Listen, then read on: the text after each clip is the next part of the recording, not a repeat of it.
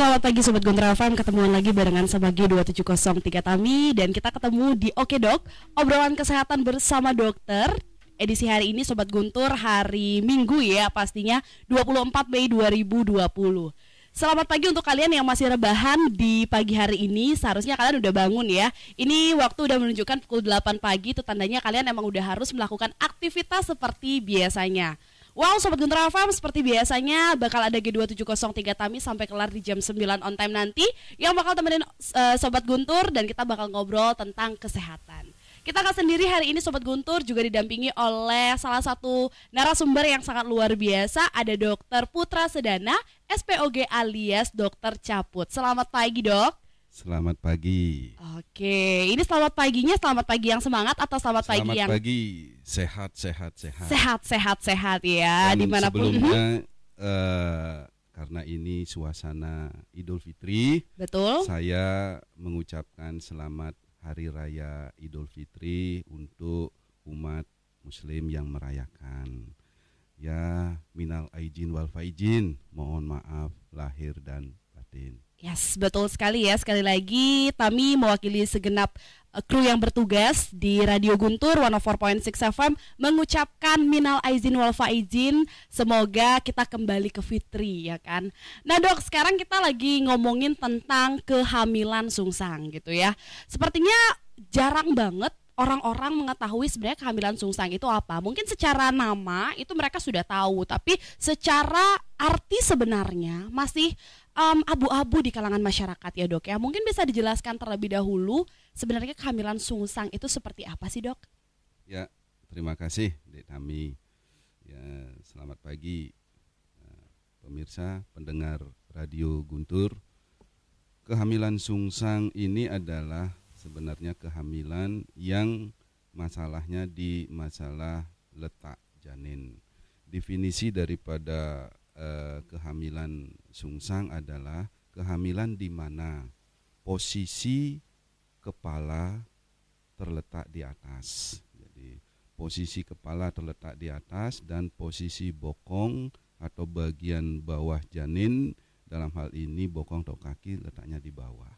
Angka kejadian ini sampai aterem memang lumayan, sampai 3-4% kejadiannya. Kejadian ini akan menurun dengan meningkatnya usia kehamilan. Dari prematur dia memang tinggi 25 sampai 30%, kemudian menurun sampai pada akhirnya aterem 3-4%. Kenapa ini penting untuk kita bicarakan? Karena sering persalinan sungsang itu pertama tidak diketahui, dia didiagnose sungsang, tiba-tiba sudah masuk persalinan, kala dua akhirnya bingung. Yang tentunya ini akan berdampak apa? Berdampak meningkatnya angka morbiditas dan mortalitas, baik pada ibu maupun pada janin itu sendiri.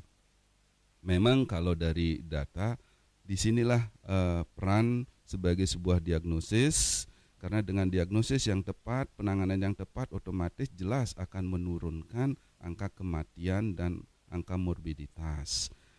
Pada persalinan sungsang yang tidak dimanage secara bagus, secara baik, ini angka morbiditasnya tinggi. Dan ini karena apa? Karena ketidaktahuan. Pertama, pasien yang tidak teratur melakukan pemeriksaan.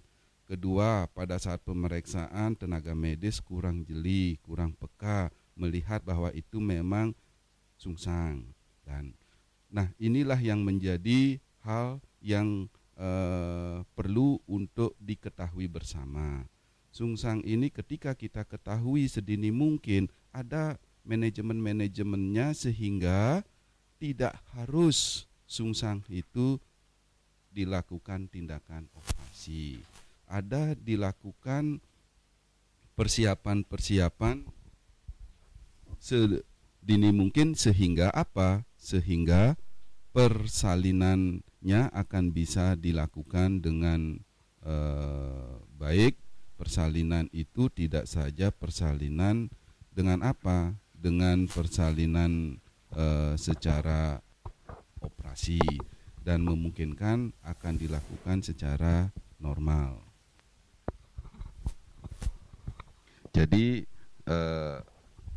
sungsang di sini sering ketika diketahui bahwa kehamilan sungsang oleh pasien, pasien sudah trauma, takut, cemas, khawatir. Ini pun juga tidak bagus secara berlebihan. Ingat, sedini mungkin diketahui bahwa kehamilannya itu sungsang, bisa dilakukan upaya-upaya untuk membuat posisi sungsang itu menjadi posisi yang normal, sehingga dikelola menjadi persalinan yang normal. Dan kita memang sering lakukan itu sedini mungkin dan keberhasilannya pun juga tinggi. Nah, disinilah pentingnya untuk kita mengetahui, kita memahami bagaimana sih persalinan atau kehamilan sungsang itu. Oke, berarti dari arti sederhananya yang bisa kami tangkap adalah sungsang itu ketika sebenarnya bentuk bayinya ya dok ya, yang tidak sesuai gitu ya dok ya. Bukan bentuknya, posisi. Posisi, iya betul. Letak, ya. Oke. Kehamilan yang normal adalah letak kepala. Letak kepala pun juga yang bisa lahir normal, bagus adalah letak belakang kepala. Letak belakang kepala itu yang benar-benar normal ya dok ya. Jadi normal yang bisa dikelola untuk persalinan normal. Oke. Tadi ada salah satu statement yang bilang ketika ketidaktahuan masyarakat itu bisa membuat semuanya jadi kacau gitu kan. Sebenarnya sungsang ini bisa dideteksi sejak dini gitu dok ya. Tapi karena ketidaktahuan masyarakat yang membuat sepertinya sungsang yang seharusnya bisa dideteksi sejak dini itu sia-sia gitu aja. Tapi dok, kalau misalnya nih ya, masyarakat memang sudah aware untuk melakukan pemeriksaan secara dini, entah itu USG, entah itu pemeriksaan yang lain, kemudian memang sudah diketahui bahwa letak bayi atau posisi bayinya memang sungsang, itu bisa dibentuk kembali atau gimana sih dok cara penanganannya biar jadinya nggak sungsang gitu? Ya, pertama posisi sungsang prinsipnya begini. Bayi akan mencari posisi yang terenak, ternyaman menurut dia. Ya, sungsang itu adalah posisi bayi kepala di atas. Jadi pada posisi saat itu memang bayi nyamannya seperti itu, dia di atas. Buatlah posisi tidak nyaman. Salah satunya dengan mungkin sering juga masyarakat juga tahu posisi sujud, posisi nungging, atau di dalam istilah medis knee chest position. Nah, inilah posisi bagaimana membuat pada saat itu bayi akan tidak nyaman posisinya, sehingga dia mencari posisi yang nyaman menurut dia. Gimana? Berputar dia dengan sendirinya, mencari posisi letak kepala. Dan hal ini kadang-kadang dengan meningkatnya usia kehamilan menjelang usia cukup bulan atau aterem, dia berputar dengan sendirinya. Oh, jadi sebenarnya bayi itu punya naluri sendiri ya dok ya untuk mencari posisi yang menurutnya memang posisi nyaman. Jadi kalau misalnya Sobat Guntur yang ada di rumah sekarang sedang hamil, kemudian sudah memeriksakan ke dokter gitu kan, rasanya ada mungkin posisi yang kurang tepat, mungkin bisa ditanyakan kembali ya sama dokter yang menangani gimana caranya. Pasti di sana diberikan solusi-solusi ya dok ya, entah itu posisi-posisi yang bisa dikatakan merubah posisi si bayi di dalam ya dok ya. Oh, berarti masih ada kemungkinan untuk kalau memang kita sudah dideteksi sejak dini, ketika itu dikatakan posisinya sungsang, masih bisa dirubah agar menjadi normal ya dok ya. Dirubah itu pun juga pertama yang tadi saya sampaikan dengan selalu merubah atau posisi dari ibunya, posisi knee chest position itu. Pasti sering juga mendengar ibu ngepel-ngepel ya. Nah, itu posisi ngepel itu dengan posisi knee chest position, bayi akan secara alami mencari posisi yang nyaman menurut dia. Itu yang pertama. Yang kedua adalah melakukan versi luar. Versi luar merubah posisi bayi dengan manuver-manuver sehingga bayi yang sebelumnya di atas menjadi di bawah. Itu kita lakukan dengan versi luar. Tentunya versi luar ini ada syarat-syaratnya. Versi luar ini merubah dari luar. Jadi kita sebagai tenaga medis merubah, mengarahkan posisi kepala itu turun. Memang ini syarat-syaratnya Yang pertama umur kehamilan, yang kedua tidak ada halangan di bawah atau tidak ada ari-ari yang di bawah, kemudian besar bayinya, dan juga ini pun juga harus dilakukan oleh tenaga yang memang betul-betul sudah memahami bagaimana teknik-teknik melakukan versi luar. Nah, juga ada ketika sudah proses persalinan sudah masuk ke fase kalau dibilang kala 2, ada juga manuver melakukan teknik versi dalam, dan itu sudah jarang untuk dilakukan mengingat apa, morbiditas dan mortalitasnya tinggi. Karena ketika kita memutar, otomatis ada bagian-bagian tertentu yang bisa kalau salah menyebabkan terjadinya morbiditas untuk bayi itu sendiri. Sehingga kalau pada saat sudah ditentukan bahwa itu sungsang dengan kriteria-kriteria yang memang tidak bisa untuk normal, otomatis apa? Dilakukan seksio sesaria. Oke. Berarti jalan terakhir ya memang operasi begitu ya dok Ya. ya. Oke.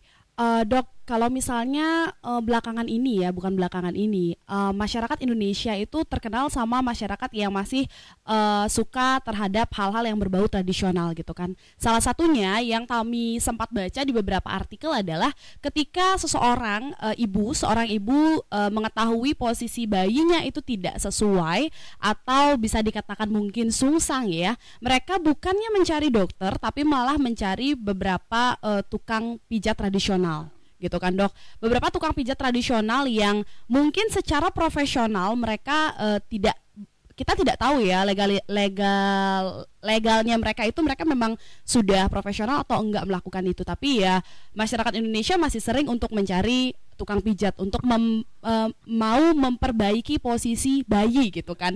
Nah ini sebenarnya gimana dok terkait dengan medis?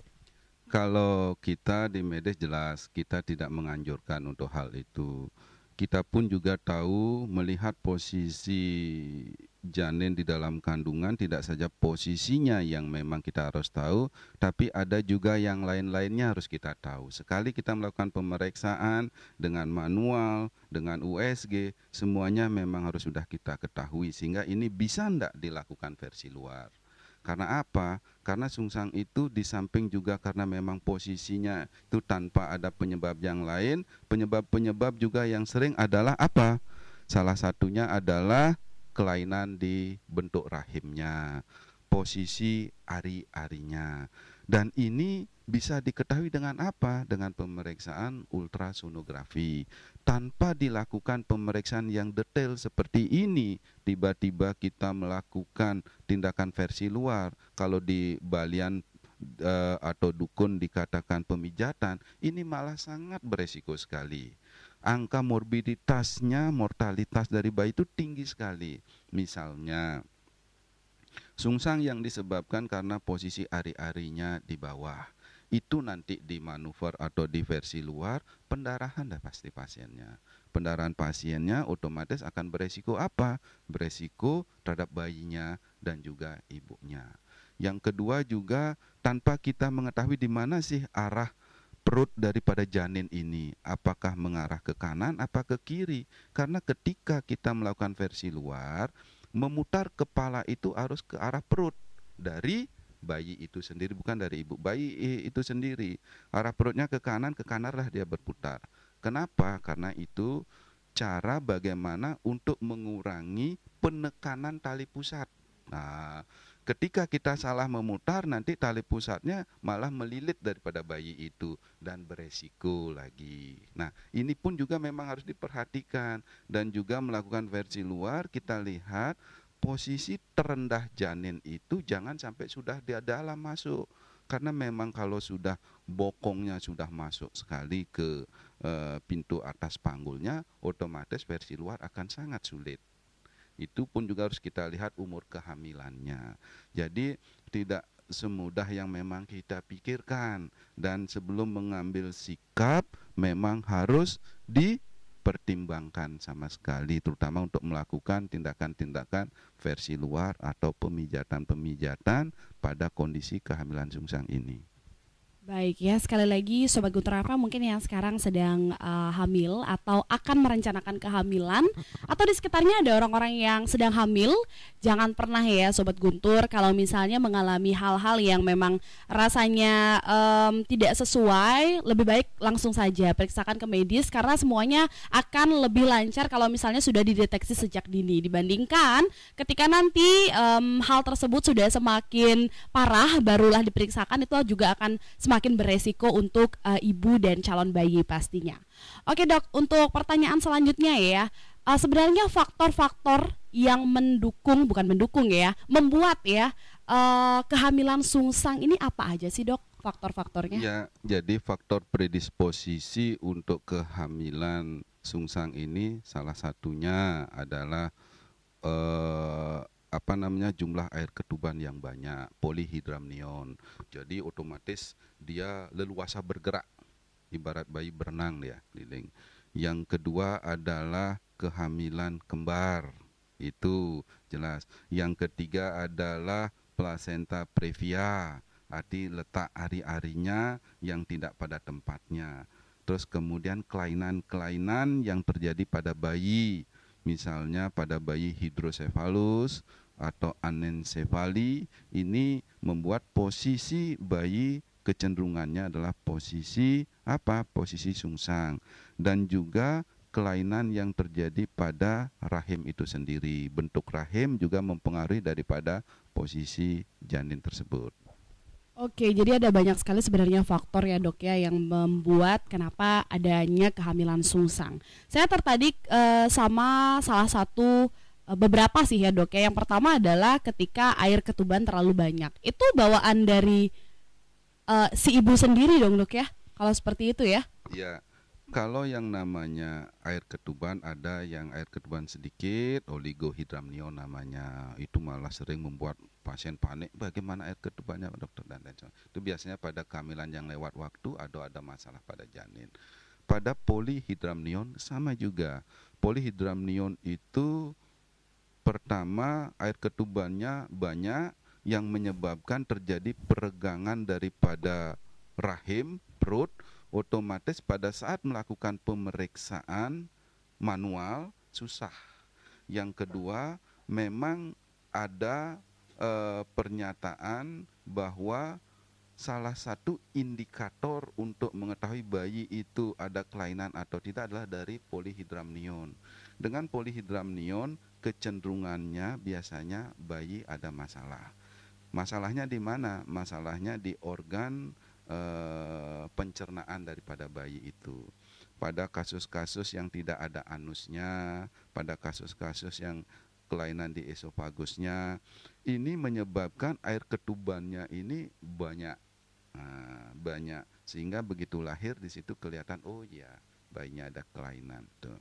Tapi pada hal-hal tertentu, pada polihidramnion itu banyak biasanya pada kehamilan yang belum cukup bulan, nanti pada akhirnya akan berkurang dan itu normal.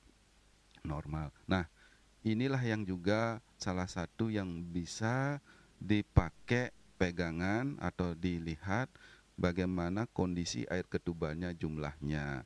Kadang-kadang dengan perut yang besar, perut yang menegang, kita kira bayinya besar. Padahal bayinya tidak begitu besar, tapi air ketubannya yang banyak. Ini pun juga sering membuat pasien itu berpikir wah bayi saya ini besar sekali, kehamilannya besar, padahal air ketubannya yang banyak. Ini penting juga untuk diketahui oleh pasien itu sendiri mengenai air ketubannya, jumlahnya, banyak atau sedikitnya, kualitasnya, warna dan lain sebagainya. Ini berpengaruh terhadap kesehatan bayi itu sendiri. Oke, itu untuk faktor yang pertama yaitu kelebihan air ketuban. Untuk faktor yang kedua tadi yang kami simak adalah bayi kembar ya dok ya. Kebetulan juga di otaknya Tami itu ada pemikiran bahwa kalau misalnya nih dok, seorang ibu memiliki bayi kembar gitu ya di dalam perutnya, di dalam rahimnya. Nah terus ini sungsang, itu kemungkinan nggak sih dok terjadi dok? Bukannya itu akan membuat lebih susah lagi ya loh dok ya, lebih Ya, beresiko lagi jelas ya? kalau sudah sungsang dengan dengan hamil gemeli ini, sungsang ini jelas kita harus tahu. Ini sungsang, oh ternyata gemeli, ya tidak bisa dilakukan manuver ya versi luar itu, karena otomatis di situ bukan satu janin, tetapi ada dua janin yang tentunya ini saling mempengaruhi.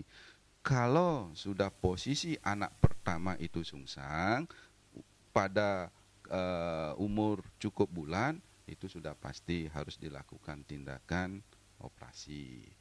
Mengetahui bahwa ini kembar atau gemeli atau tidak, salah satunya diagnosis yang tepatnya adalah dengan ultrasonografi. Oke, jadi USG ya dok ya, Ya. satu-satunya cara yang tepat biar kita bisa juga mencari solusi dari kehamilan kembar namun sungsang ini.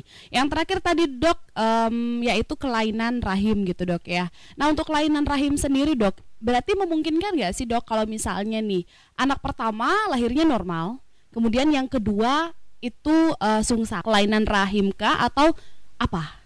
Kalau kelainan rahim, jelas kelainan itu pasti menetap. Tidak mungkin nanti waktu umur 17 dia normal, umur sekian kelainan dia rahim Anda. Kelainan rahim ini adalah kelainan yang dibawa. Ya, yang dibawa semenjak semenjak kelahirannya, dia bawaan itu namanya. Ada bentuk-bentuk rahim yang istilahnya antofleksi, retrofleksi, ini pun juga berpengaruh. Ada bentuk rahim yang bentuknya seperti seperti jantung gitu. Nah ini yang mempengaruhi posisi dari janin. Kalau dia pertama persalinannya normal, kita pastikan bahwa rahim itu adalah normal. Berarti penyebab sungsang pada kehamilan berikutnya, otomatis ini kita berpikir bukan lagi kelainan rahim itu. Kita berpikir ada faktor lain sebagai penyebab sungsang. Apa? Ari-arinya gimana sih ini? Gitu pikirannya. Air ketubannya gimana sih ini? Bayinya ada kelainan enggak? Nah, biasanya pada bayi-bayi dengan kelainan hidrosefalus misalnya, biasanya kepalanya di atas dia, atau anensepali biasanya seperti itu. Nah inilah juga salah satu indikator bagaimana kita untuk mengetahui lebih jauh lagi kondisi bayi itu sebenarnya. Ketika kita melihat sungsang, tidak saja selesai sampai di situ. Kita harus melihat kondisi, kenyataan, keadaan penyerta yang lain yang menjadi predisposisi terhadap posisi sungsang tersebut. Oke, jadi sekali lagi untuk Sobat Guntur, sebenarnya USG itu penting sekali ya dilakukan sejak dini, karena bukan semata-mata hanya untuk mengetahui jenis kelamin dari sang bayi saja, tapi juga bagaimana posisinya, kemudian adakah hal-hal yang kiranya tidak sesuai, itu memang harus dilakukan. Karena banyak sekali yang kami tahu pasangan-pasangan, entah itu pasangan muda maupun pasangan yang sudah berumur, mereka memilih untuk nanti aja deh USG-nya, yang penting anaknya sehat, karena dokternya bilang ya sehat gitu kan, jadinya sehat gitu meskipun tidak di USG. Karena beberapa orang berpikir USG itu hanya untuk mengetahui jenis kelamin dari bayi ya, padahal banyak sekali faktor-faktor lain yang bisa kita ketahui ketika kita melakukan USG gitu ya dok ya. Oke dok, kemudian untuk jenis-jenis sungsang sendiri nih dok, ada nggak sih jenis-jenisnya atau memang sungsang ya sungsang aja gitu? Kalau sungsang itu adalah posisi di mana kepalanya di atas, berarti bagian bawah itu bokong. Ini ada 3 jenis dari posisi sungsang. Posisi sungsang sempurna, istilah sempurna itu bokong saja kita posisinya di bawah. Kemudian ada posisi complete, posisi bridge, complete bridge, kemudian posisi bokong dengan kakinya. Kemudian ada terakhir juga posisi apa? posisi footling. Jadi kakinya satu turun ke bawah, satu di atas. Nah, kalau posisi-posisi ini perlu kita ketahui untuk apa? Untuk juga menentukan dari tindakan yang kita lakukan. Salah satunya kalau sudah posisi footling, kaki aja yang kita bisa raba, bokongnya tidak kita raba, jangan sekali-sekali untuk dikelola persalinan normal, karena pasti akan ada masalah. Kalau posisinya complete bridge, jadi posisi bokongnya kita raba, ini memungkinkan untuk normal, cuma memang syarat-syaratnya harus yang lain juga memang harus dipenuhi. Ini posisi-posisi untuk kita ketahui untuk apa? Untuk menentukan tindakan selanjutnya. Oke, jadi ada beberapa jenis ya dok ya. Yang jenis tersebut juga akan menentukan bagaimana tindak lanjut dari penanganan untuk kehamilan sungsang ini. Sobat Guntur FM, tidak terasa 30 menit sudah kita berbincang. Rasanya kita akan kembali lagi nanti di session kedua. Sobat Guntur bisa joinan di 23455 pastinya untuk menanyakan atau memberikan pernyataan atau aspirasi yang ingin ditanyakan kepada narasumber kita. Dan untuk selanjutnya kembali saya alihkan ke rekan Ade, silakan. Number one station of entertainment Guntur on 4.6 FM. Balik lagi barengan sama G2703 Tami. Sobat Guntur, masih di obrolan kesehatan bersama dokter. Edisi hari ini Minggu 24 Mei 2020 ya. Dan kita masih kembali bersama Dokter Caput atau Dokter Putra Sedana, yang kali ini kita membahas tentang kehamilan sungsang, Sobat Guntur. Seperti yang sudah dikatakan oleh rekan Ade tadi, 23455 sudah kami buka. Jadi silakan untuk kalian yang ingin menyampaikan pendapat maupun pertanyaan mengenai topik kita pada pagi hari ini, yaitu kehamilan sungsang. Dan sembari menunggu Sobat Guntur, kami akan kembali lagi bersama narasumber kita, Dokter Caput ya. Kita akan bertanya kembali mengenai kehamilan sungsang. Ada beberapa pertanyaan yang belum kami lontarkan tadi. Sekarang waktunya kami untuk menanyakan hal-hal tersebut. Oke, yang pertama dok ya, tadi ada statement yang mengatakan kalau kehamilan sungsang ini jangan ditakuti karena bisa saja juga akan menjadi kehamilan normal jika memang dilakukan atau dicarikan solusi sejak dini gitu dok ya. Apa sih dok hal-hal yang bisa membuat kehamilan sungsang ini menjadi kehamilan normal atau kelahirannya ya yang normal ya? Benar sekali itu Dek Tami, bahwa tidak semua persalinan, tidak semua kehamilan sungsang itu harus dikelola operasi dan sangat memungkinkan untuk persalinan normal. Dan ini memang harus kita lihat. Apa yang kita lihat? Tentunya kita lihat kriteria-kriterianya.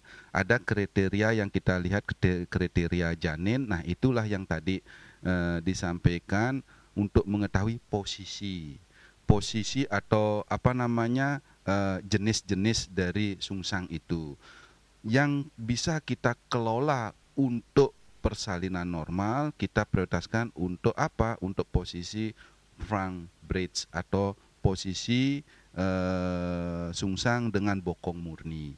Ini keberhasilannya memang tinggi sekali. Yang kedua adalah kriteria janinnya, berat janinnya tidak lebih daripada 3,5 kg, karena kalau sudah namanya bayi yang besar otomatis penurunannya pasti susah. Kemudian yang ketiga usia kehamilannya. Kemudian dari USG kita lihat posisi atau kondisi kepala bayi itu. Kondisi bayi atau kepala bayi yang kondisi fleksi itu gampang. Tapi kalau ekstensi, nelengek ya seperti itu ya, menengadah dia, menengadah ini jelas tidak akan bisa kita lakukan persalinan normal. Kemudian yang tidak kalah penting adalah kriteria ibunya. Kriteria ibunya kita lihat apa? Panggulnya kayak bagaimana, normal apa tidak. Misalnya kalau sudah panggulnya sempit ya udah enggak. Ada halangan-halangan enggak di jalan lahir ibunya. Kemudian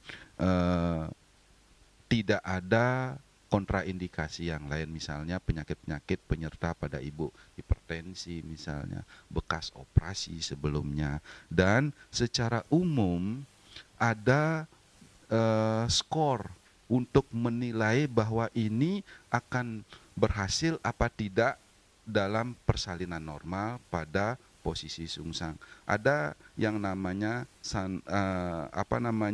Santuni Andros. Jadi Santuni Andros ini menemukan skor untuk menilai ini kehamilan sungsang akan berhasil ketika dikelola persalinan pervaginan. Skor yang nilai skornya di atas 4 baru keberhasilannya tinggi, baru bisa kita kelola. Kalau skornya kurang daripada 4, jangan deh dilakukan untuk persalinan normal pada sungsang. Apa itu isi daripada skor itu? Salah satunya adalah paritas. Paritas itu jumlah kehamilan saat ini, jumlah persalinan yang sudah pernah dia lakukan. Misalnya baru ini kehamilan yang pertama, otomatis kita kasih skor 0. Kemudian usia kehamilan pada usia di atas 39 itu jelas kita kasih 0. Kemudian kalau di antara 38 sampai 37 minggu itu kita ada kasih nilai 2. Ada itu kriteria-kriterianya sehingga kita total semuanya. Kalau jumlahnya di atas 4, ini akan sangat berhasil untuk dilakukan persalinan normal. Kita pun juga lihat di samping usia kehamilan, perkiraan berat bayi. Ini penting, jangan sampai bayinya sudah kita lihat besar, kita kelola juga untuk normal. Ini harus memang dilihat dengan perkiraan, ada itu hitung-hitungannya untuk perkiraan berat janin, ada rumusnya dan di USG pun juga ada. Kemudian riwayat persalinan sebelumnya. Riwayat persalinan sebelumnya, mereka pernah dulu melahirkan sungsang, berhasil, sehat anaknya, berikutnya pasti gampang. Itu jelas nilainya 2. Kemudian posisi terendah atau bokong itu stationnya. Kalau posisinya itu sudah di bawah, kemungkinan bersal pasti normal. Kalau posisinya masih di atas, kita kasih nilai 0. Jadi kemungkinannya jelas semakin kecil. Dan juga pembukaan pada saat pemeriksaan. Ketika kita lakukan pemeriksaan di atas 4, keberhasilannya tinggi. Poin-poin inilah yang harus dilihat. Bagaimana paritasnya, bagaimana usia kehamilannya, bagaimana perkiraan berat bayinya, bagaimana riwayat persalinan dulu, mungkin pernah dia melahirkan sungsang, bagaimana posisi daripada terendah bokong itu stationnya, apakah tinggi, masih tinggi, sudah masuk pintu atas panggul apa belum, dan terakhir berapa sih pembukaannya. Inilah yang dipakai sebagai pegangan untuk mereka akan melakukan persalinan normal. Tentunya para medis, apalagi dokter pasti sangat memahami sekali hal ini. Begitu kita melihat sungsang, kita mau kelola normal apa enggak? Kalau mau normal, ini harus dipegang. Kriterianya kalau sudah nilainya di atas 4, berhasil dah ini. Selama ini yang saya lakukan seperti itu, keberhasilannya memang tinggi. Dan itu memang inilah dipakai sebagai skor yang sampai saat ini di seluruh dunia memang itu dipakai. Oke dok, jadi berarti untuk ibu-ibu yang memang sekarang lagi hamil, jangan sekali-sekali ya, misalnya kalian langsung putus asa, langsung stres gitu kan, karena masih ada dikelola dulu, masih bisa untuk diusahakan agar terjadi kehamilan ya, kelahiran yang normal. Well, Sobat Guntur FM sudah ada yang joinan 23455. Sepertinya langsung saja kami sapa, ada siapa di sana? Selamat pagi. Ya, selamat pagi. Pasti Guntur pasti beda. Halo, selamat pagi. Pasti Guntur pasti beda. Dengan siapa di mana? Gongde Ngurah Rai. Gongde di Ngurah Rai. Yes, Gongde di Ngurah Rai. Pagi, Pak Dokter. Ya, selamat pagi, Pak Gongde. Pak Dokter ya. Ya. Kami kan ingin merencanakan nanti akan buat suatu anak. Dari awal, dari pertama kita ingin melakukan untuk anak, misalnya sekedar apa ada cara-cara dari hubungan biologis pertama kali dari awal ini dari nol, apa memang Bapak dokter punya experience, punya pengalaman untuk memberikan stigma-stigma yang agar apa yang kita harapkan tidak seperti lahir sungsang itu tidak kita temui, agar bisa lahir normal. Coba beritahu teori itu, karena itu betul-betul sangat kita harapkan, karena mendengar tadi penjelasan Bapak yang sangat sudah mendetail sekali, kita memang berharap agar bisa tidak seperti itu, tidak lahir sungsang gitu loh. Nantinya punya anak secara normal, apa ada teori seperti itu dari awal. Dan pemeriksaan ke dokter itu pasti kita lakukan. Itu dari awal, dari sudah mandek, apa itu sudah bisa diperiksakan ke dokter agar kandungan itu betul-betul apa yang kita harapkan bisa tercapai. Karena kita sebagai masyarakat ingin sekali mengetahui, karena Bapak kan sudah dokter senior ya, kami sangat percaya apa yang Bapak katakan itu kami akan ikutin. Nantinya kalau kami sudah ingin merencanakan anak, jadi apa bisa dari hubungan biologi pertama atau apa, itu kalau Pak Dokter bisa tolong dijelasin. Jadi itu aja dari Gongde, pertanyaan Gongde. Semoga dokter itu selalu sehat dan kami sukses selalu. Kami makasih Om, santai Om. Terima kasih Pak.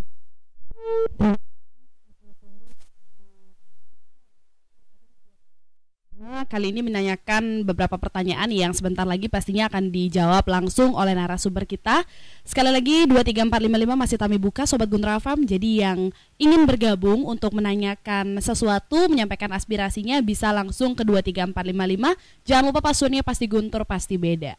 Dan sembari kita menunggu 23455 untuk berdering kembali, mari kita kembali alihkan ke Dokter Caput yang sepertinya sudah bersiap untuk menjawab pertanyaan dari Gongde ya Dok ya. Oke, bisa langsung dijawab Dok. Ya, terima kasih Pak Gongde atas pertanyaannya. Secara teoritis, kehamilan sungsang ini tidak ada cara-cara yang bisa dilakukan sehingga bisa kehamilannya sungsang, atau teknik secara hubungan biologis yang mengarahkan terjadinya kehamilan sungsang. Itu memang secara teoritis tidak ada. Kehamilan sungsang ini merupakan salah satu kelainan posisi atau letak janin saja, tetapi bukan berarti kelainan janinnya. Dan pada pemeriksaan yang dilakukan, tentunya untuk sebuah kehamilan itu akan sangat bagus melakukan pemeriksaan sedini mungkin. Saya melihat ada fenomena yang terjadi pada kehamilan yang tidak rutin atau jarang sekali melakukan pemeriksaan. Apa yang terjadi? Ini fenomena posisi bayi justru tidak normal. Posisi salah satunya seperti sungsang. Ada fenomena yang saya lihat bahwa untuk diketahui bayi di dalam kandungan dia sudah memiliki rasa. Dia sudah bisa merasakan apa yang dipikirkan ibunya, apa yang dilakukan ibunya, apa yang diucapkan ibu direkam sama bayi. Salah satunya ini adalah sifat atau sikap dari reaksi dari apa yang dilakukan ibunya. Ketika ibunya tidak perhatian, cuek dia terhadap kehamilannya, cenderung terjadi masalah di kehamilan, salah satunya di kelainan dari posisi. Kalau kita andaikan salah satunya bentuk ngambul ya, supaya ingin diperhatiin. Nah ini yang saya lihat. Makanya justru pada mereka yang rutin melakukan pemeriksaan rutin ini salah satu bentuk perhatian yang dilakukan oleh orang tua atau ibunya terhadap anak di dalam kandungannya. Di samping itu sering-seringlah melakukan atau mengajak komunikasi kepada anak. Saya dengan teori komunikasi ini saja mampu bisa merubah dari janin itu. dari posisi janin yang sungsang menjadi normal. Dan ini memang sih perlu pembuktian lebih jelas, tapi sering dengan komunikasi, dengan posisi kene chest position ditambah dengan komunikasinya apa? Salah satunya dengan kita melakukan komunikasi di dalam hati yang ucapannya sederhana sekali. Dek, katanya posisinya sungsang, berputar ya supaya bisa posisinya normal, sehingga apa? Sehingga bisa melahirkan normal. Itu bahasa-bahasa yang sederhana, ya, sambil kita elus perut kehamilannya dari ibunya, kasih perhatian bayi akan senang sekali. Karena apa? Bayi di dalam kandungan tidak saja tumbuh fisiknya, tapi dia pun juga sudah tumbuh apa? Rasa perasaannya. Dia pun juga sudah bisa merasakan kondisi situasi apa yang ada di lingkungannya, lingkungan di kandungannya dan juga lingkungan di ibunya. Perasaan ibunya tidak bagus, mood ibunya tidak baik, bayinya mengerti kok. Bayinya tahu, pasti akan gerakannya memberikan efek apa? Sakit pada ibunya. Ini sering sekali berhubungan. Ini juga memang harus diketahui oleh ibu, perhatian dari ibu yang sedang hamil terhadap kehamilannya, terhadap janin sangat penting sekali. Di mana akan hal ini modal untuk apa? Anaknya sehat, persalinannya atau posisinya normal dan persalinan normal. Di samping itu penyebab-penyebab fisik dari kehamilan sungsang itu memang tidak ada salah satunya. Kelainan rahim, kalau sudah kelainan rahim ya gimana pun juga kan nggak bisa kita rubah. Yang kedua adalah plasentanya di bawah, itu nggak bisa nggak dirubah. Jadi itu komunikasi ini sangat penting pada yang kehamilan apapun juga, dalam posisi sungsang ini pun juga itu yang saya lihat fenomena seperti itu. Oke, jadi sekali lagi untuk ibu-ibu yang sedang hamil atau Sobat Guntur yang di sekitarnya ada orang hamil ya, memang benar-benar harus dijaga sekali hatinya ibu hamil ini ya. Ibu hamil juga begitu, harus memberikan perhatian yang memang luar biasa kepada si calon bayi ya. Karena salah satu hal seperti yang tadi sudah dikatakan oleh Dokter Caput, hal paling sederhana, ajaklah sering-sering si calon bayi ini untuk berkomunikasi ya Dok ya. Karena bisa aja nih dengan kita sering-sering elus, kemudian juga sering komunikasi, yang awalnya sungsang bisa aja dia mencari posisi paling nyaman karena hati si ibu juga harus nyaman kan, sehingga si calon bayi juga bisa nyaman. Oke, itu dia tadi jawaban dari pertanyaan-pertanyaan yang sudah diberikan oleh Gong De. Sekali lagi masih ada waktu untuk Sobat Guntur yang masih mau bertanya.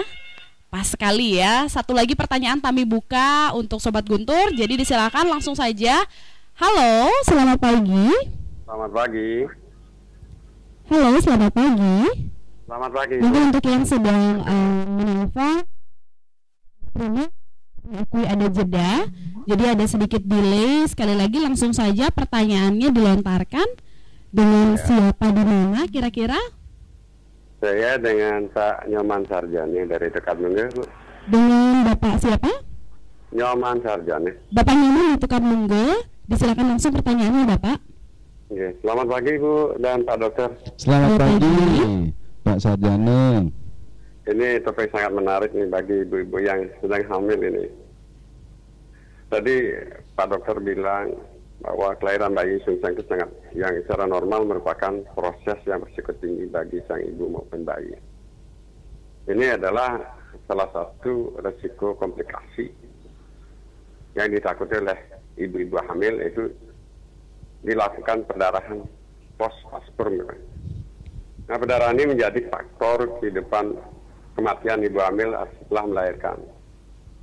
Nah, Pak Dokter ya, yang katakan ini sebagai dokter ahli kandungan, apakah bayi sungsang harus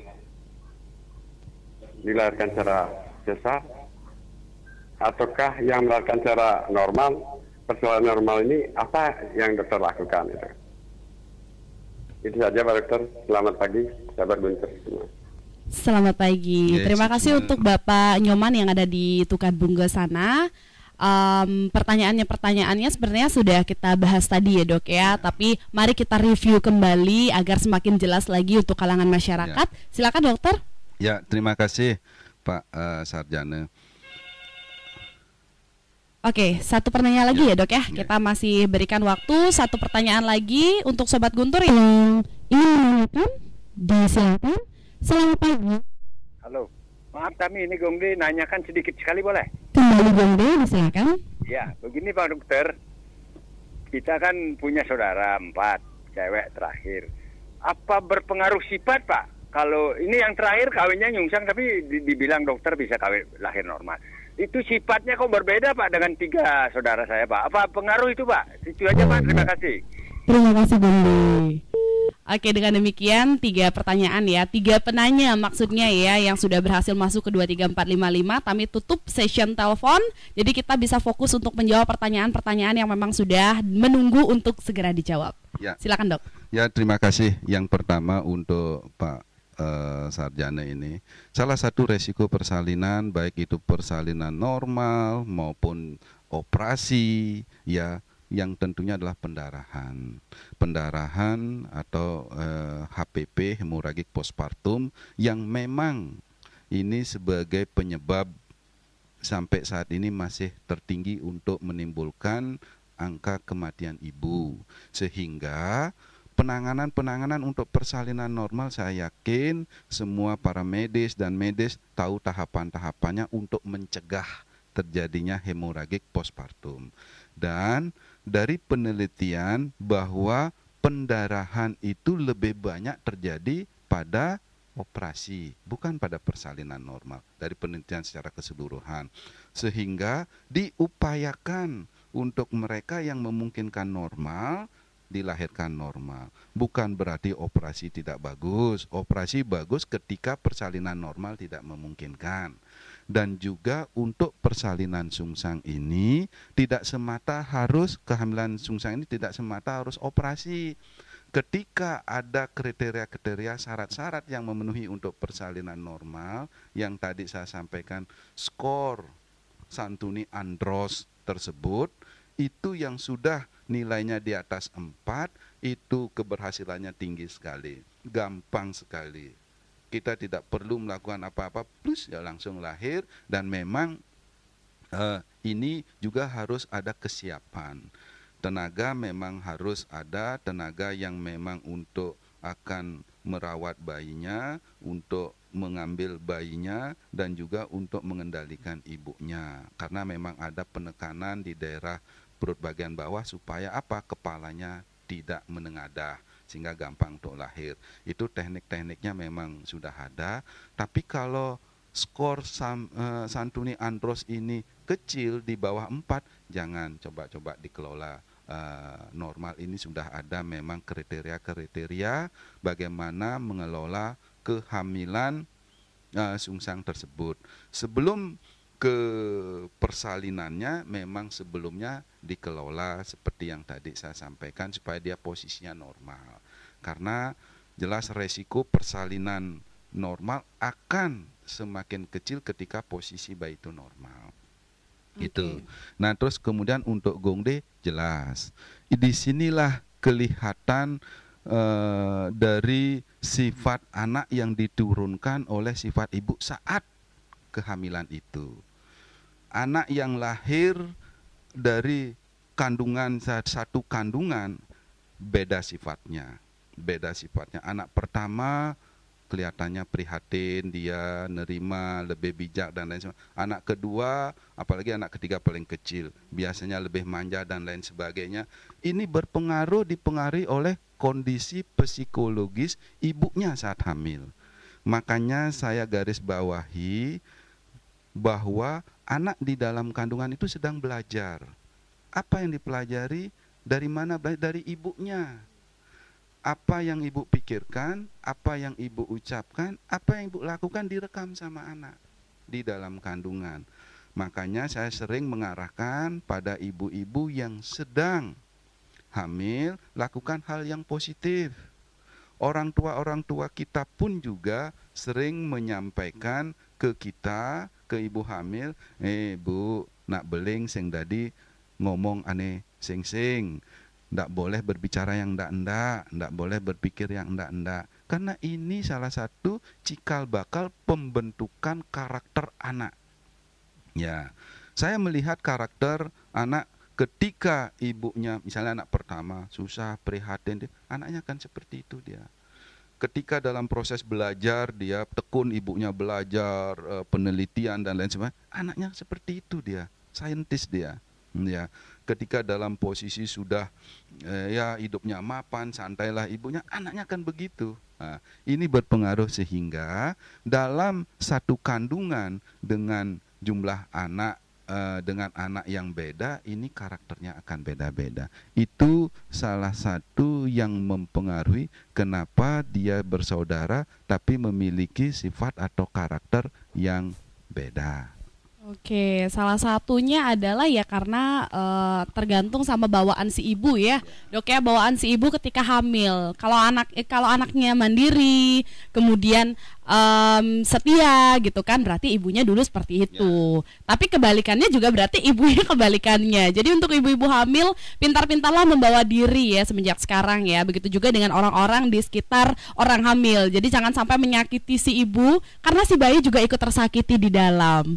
Oke, Sobat Guntur FM, 1 jam sudah kita ngobrol ya panjang lebar mengenai kehamilan sungsang. Rasanya belum cukup, tapi waktu sudah menunjukkan pukul 9, yang itu tandanya kita harus berakhir sampai di sini. Dan Sobat Guntur FM, terima kasih banyak karena sudah mendengarkan Oke Dok dari jam 8 pagi sampai dengan jam 9 on time. Kita ketemu lagi di minggu depan, akan ada topik-topik lainnya yang juga menarik untuk kita bahas di obrolan kesehatan dari jam 8 sampai dengan jam 9 on time. Saya Tami Krisna pamit undur diri. Terima kasih Dok atas partisipasinya ya. Semoga bisa terus menjadi salah satu dokter panutan yang ada di Singaraja dan juga di Bali. Untuk selanjutnya kembali saya alihkan ke rekan Ade. Silakan rekan Ade.